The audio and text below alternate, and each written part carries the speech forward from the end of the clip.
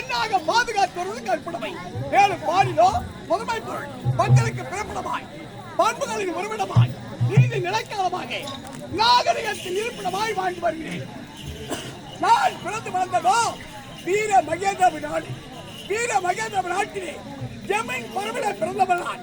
என் பெயர் பதுமை கோமலா. என் முன்னர் பிறந்த தம்பிமார்கள் 3 பேர்கள் இருக்கிறார்கள்.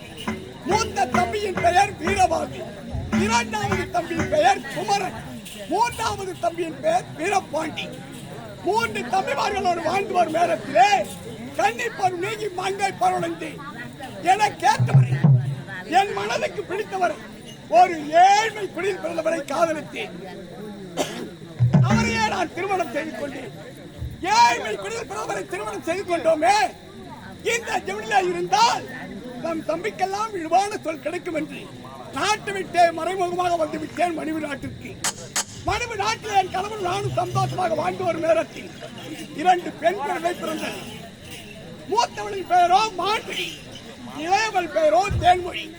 2 செல்வங்களை வளர்த்து ஆளாக்கும் நேரத்தில் காலத்தின் விரிவசத்தால் என் கணவர் என்னை விட்டு இறந்து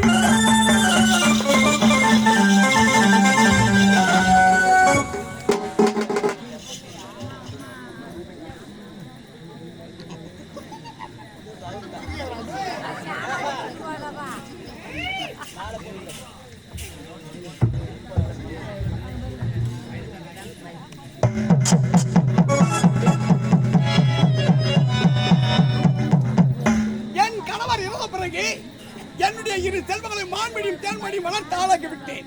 பாடசாலைக்கு சென்றிருக்கிறார்கள் படிப்பதற்காக. இன்று விடுமுறையான நாள் வீடு வருவதாக செய்தி. என் மகள் மான்மொழி பார்க்கலாம். மான்மொழி